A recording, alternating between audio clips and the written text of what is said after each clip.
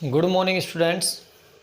देखो हम 7वां चैप्टर पढ़ रहे थे और 7वें चैप्टर में हम टॉपिक पढ़ रहे थे चुंबकीय क्षेत्र में आवेशित कण की गति, जिसमें हम उसकी दो कंडीशन देख चुके हैं कि जब कण चुंबकीय क्षेत्र के समांतर या फिर प्रति समांतर गतिशील होता है तो उस कंडीशन में थीटा बराबर आता है 0 डिग्री या 180 डिग्री, और वहाँ से हमने जो बल का मान निकाला था वो आया था 0, और कण का जो पथ आता है वो रहता है रेखीय पथ।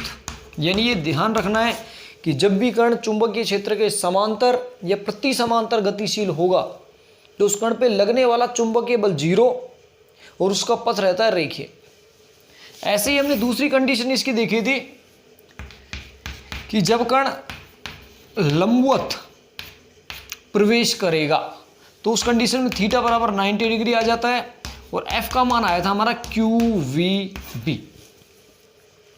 और इस कंडीशन में जब हमने कण का पथ देखा तो कण का पथ आता है वृत्ताकार पथ। कैसा पथ आता है कण का? वृत्ताकार पथ। यानी याद रखना है, क्वेश्चन सीधा सा आ जाता है कि यदि कोई आवेशित कण चुंबकीय क्षेत्र के लंबवत प्रवेश करता है तो कण का पथ होगा वृत्ताकार। वृत्ताकार पथ पे गति करेगा तो कण पे अभिकेंद्रीय बल भी लगता है। उससे हमने इसका आवर्तकाल भी ज्ञात कर लिया था, इसके पथ की त्रिज्या भी ज्ञात कर ली थी, आवर्ती ज्ञात कर ली थी। आवर्तकाल और आवर्ती से हमें पता चला कि वो वेग पर निर्भर नहीं करते, और वही कंसेप्ट हम साइक्लोट्रॉन में भी काम में लेते हैं। तो इसके हमने ये दो कंडीशंस पढ़ ली। अब तीसरी कंडीशन देखते हैं क्या होगी।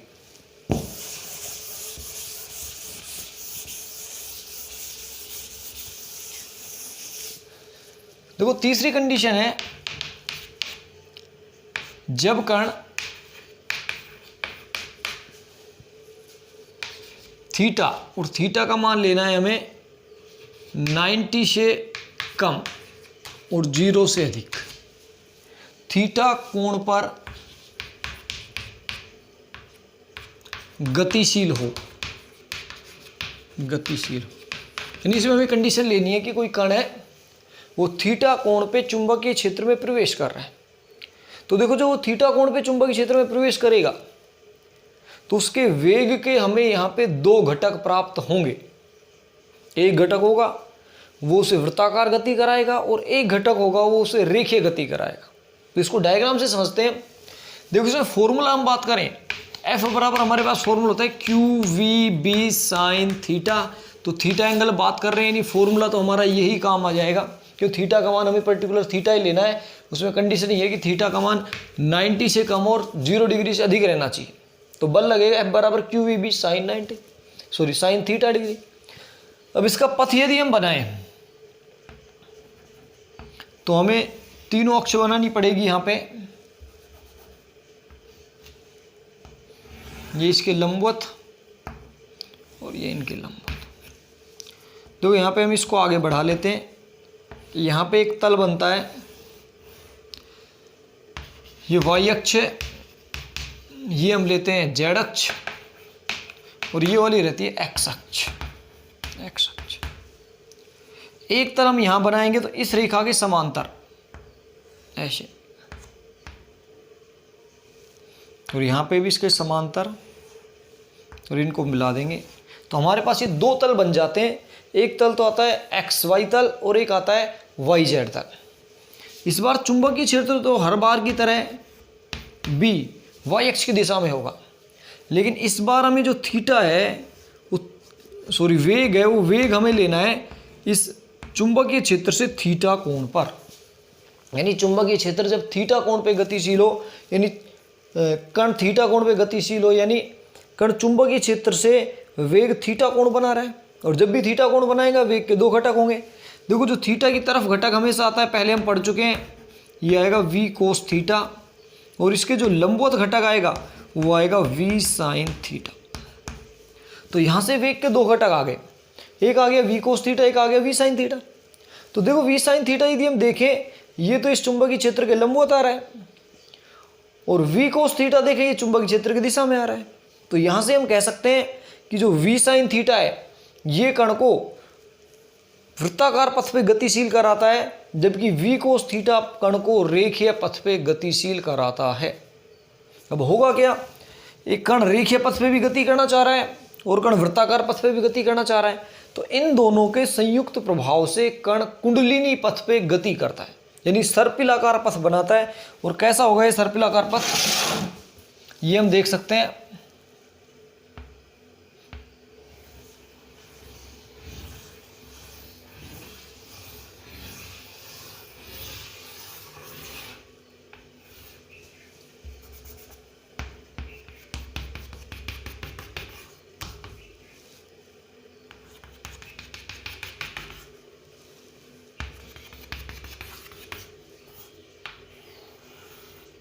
ये कण का हो गया सर्पिलाकार पथ।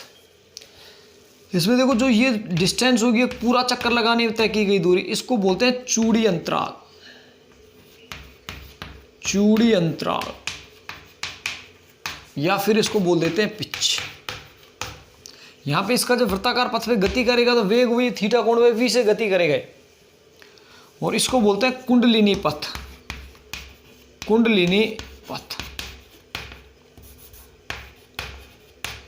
ये इसको सर्पिलाकार पथ भी बोल सकते हैं। तो ध्यान रखना है, जब कण थीटा कोण पे गतिशील होगा चुंबकीय क्षेत्र में, तो उसके वेग के दो घटक होंगे, एक v sin थीटा, एक v cos थीटा।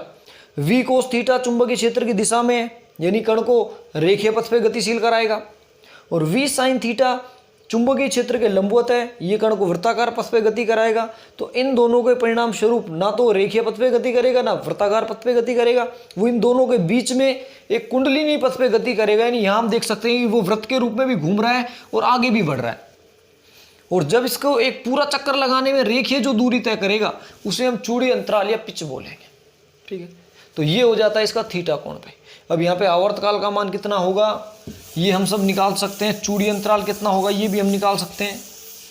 तो देखो, यदि हम यहाँ पे आवर्तकाल ज्ञात करें तो सेम उसी तरह उसको लंबवत पथ पे या वृत्ताकार मार्ग पे कौन गति करा रहा है, v sin थीटा। तो यहाँ पे देखो हम कह सकते हैं कि कण को जो अभिकेंद्रीय बल लगेगा वो mv²/r होता है, और यहाँ आ जाएगा उसका v लंबवत, और ये आ जाएगा qv लंबवत b के। ये उसको वृत्ताकार पथ पे जो अभिकेंद्रीय बल प्रदान करता है वो चुंबकीय बल प्रदान करता है, और चुंबकीय बल का कौन सा घटक लेना है हमें, जो उसके लंबवत हो। एक v से भी कैंसिल आउट हो जाएगा, तो यहाँ से r का मान आ जाता है mv लंबवत अपॉन qb, ये आ जाता है r का मान। v लंबवत की बात करें हम, v लंबवत है यहाँ पे v sin थीटा के इक्वल, तो इस फॉर्मूले को हम लिख सकते हैं r बराबर mv sin theta upon qb, ये आ जाता है यहाँ पे चुंबकीय क्षेत्र का मान। सॉरी, जो वृत्ताकार पथ है उस वृत्ताकार पथ के त्रिज्या स्मॉल r। देखो इसके बाद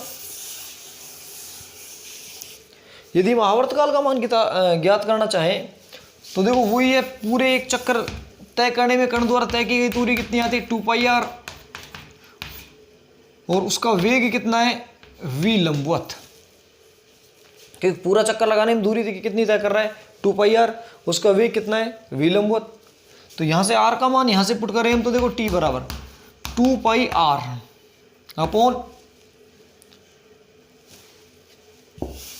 v लंबवत का मान होगा v sin theta into r का मान है mv sin theta upon qb।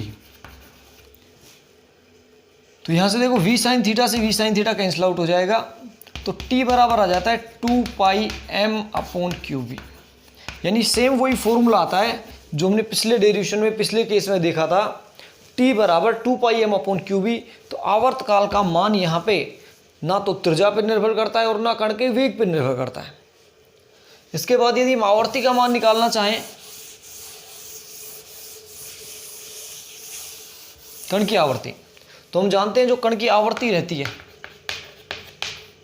आवर्ती आवर्तकाल के व्युत्क्रमानुपाती। तो t बराबर 1/n या फिर n बराबर 1/t। n बराबर 1/t का मान रखोगे तो क्या आ जाएगा qb अपॉन 2πm।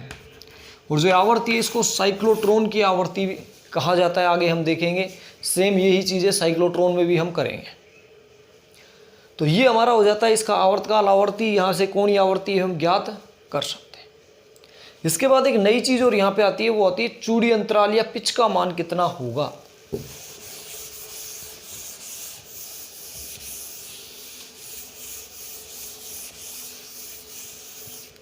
तो देखो चूड़ी अंतराल या फिर पिच, तो इसके बारे में हम देख चुके हैं कि कण को एक पूरा चक्कर लगाने में तय की गई क्षैतिज दूरी उसका चूड़ी अंतराल या पिच होगी। तो हमें दूरी ज्ञात करनी है, यहाँ पे डिस्टेंस ज्ञात करनी है। यदि इसको डी से डिनोट करें तो क्षैतिज वेग कण का कितना है, v cos थीटा, और एक पूरा चक्कर लगाने में लगा समय कितना होता है, आवर्तकाल t। तो d बराबर v cos थीटा इंटू आवर्तकाल का मान अभी हमने देखा है 2πm/qb। यहाँ से हम चूड़ी अंतराल का मान ज्ञात कर सकते हैं। इसके अलावा चूड़ी अंतराल का एक फॉर्मूला और हम यहाँ से निकाल सकते हैं कि d बराबर देखो v cos थीटा, t का मान हम 2πr/v sin थीटा भी ले सकते हैं, जो अभी हमने देखा था त्रिज्या के रूप में। तो यहाँ से देखो v से भी कैंसिल आउट हो जाएगा, d बराबर 2πr/ sine theta upon cos theta, और sine theta upon cos theta होता है टेन थीटा। तो ये भी एक फॉर्मूला आ जाता है चूड़ी अंतराल को ज्ञात करने का, d बराबर 2πr/tan थीटा। तो ध्यान रखना है, एक तो हम सिंपल वेग के रूप में यदि फॉर्मूला ज्ञात करना चाहें तो वो आएगा v cos थीटा इंटू समय हमें जो लेना है एक पूरा चक्कर लगाने में आवर्तकाल 2πm/qb, या फिर हम v cos थीटा और जो t का मान है वो 2πr/v sin थीटा भी ले सकते हैं। वहां से फॉर्मूला बनता है त्रिज्या के रूप में 2πr/tan थीटा। ये हो जाता है उस कण का चूड़ी अंतराल, यानी उसे एक पूरा चक्कर लगाने में कितनी क्षैतिज दूरी तय करनी पड़ेगी, उसका मान चूड़ी अंतराल के बराबर होता है। तो ये हो जाता है हमारा जब कण थीटा कोण पर गतिशील हो। तो तीनों केस हो गए, देखो रेखीय गतिशील होगा या फिर समांतर प्रति समांतर होगा तो पथ रेखीय आएगा, लंबवत गति करेगा तो पथ आएगा वृत्ताकार, और यदि कण थीटा कोण पे गतिशील होता है तो उसका कण आता है पथ आता है कुंडलिनी पथ। इसके बाद देखो इसमें एक छोटा सा टॉपिक दे रखा है डेफिनेशन, उत्तरी ध्रुवीय ज्योति।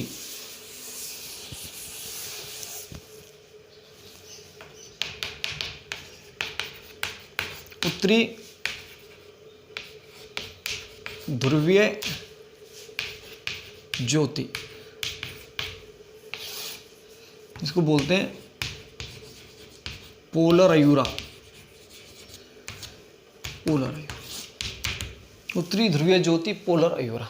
ये होता क्या है कि जो ध्रुवीय क्षेत्र है पृथ्वी के उत्तरी ध्रुव पे मेनली हम बात करें, चुंबकीय क्षेत्र का मान बहुत ज़्यादा होता है, और उस चुंबकीय क्षेत्र में जब आवेशित कण गति करता है तो वो कण कुंडलिनी पथ पे गति करता है, जिससे क्या देखा जाता है कि वहाँ खुले आकाश में गुलाबी और हरे रंग के बहुत ही आकर्षक और सुंदर दृश्य दिखाई देते हैं, जिन्हें क्या कहा जाता है, उत्तरी ध्रुवीय ज्योति या पोलर अयूरा। यानी देखें कि उत्तरी ध्रुवीय क्षेत्रों में दो देश आते हैं, अलास्का और उत्तरी कनाडा, और उत्तरी कनाडा। तो अलास्का और उत्तरी कनाडा में खुले आकाश में देखा जाता है कि हरे व गुलाबी रंग के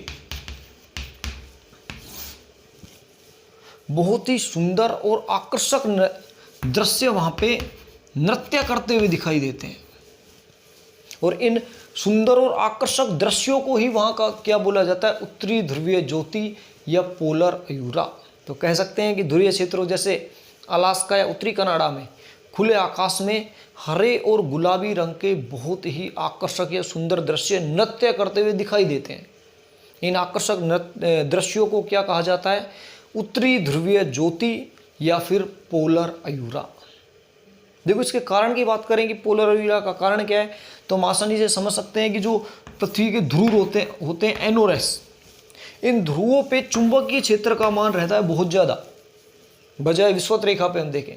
अब चुंबकीय क्षेत्र का मान ज़्यादा है, अब यदि यहाँ पे कोई कण पार्टिकल आवेशित कण है वो गति करेगा तो कंडीशन तीसरी वाली बन जाएगी कि वो थीटा एंगल पे किसी पे गति कर रहा है तो उस कण का जो पथ रहता है वो कुंडलिनी पथ यानी वो घूमते हुए गति करता है। जो घूमते हुए लगातार गति करता है तो उससे हरे व गुलाबी रंग के बहुत से आकर्षक दृश्य बन जाते हैं आकाश में, जिन्हें क्या कहा जाता है, उत्तरी ध्रुवीय ज्योति या पोलर अयूरा। तो उसका कारण सिंपल सा हम एक लाइन में लिख सकते हैं कि चुंबकीय क्षेत्र में आवेशित कण की गति के कारण ही पोलर अयूरा या उत्तरी ध्रुवीय ज्योति का निर्माण होता है। तो ये हमारा टॉपिक हो गया आवेशित कण की गति किसी चुंबकीय क्षेत्र में।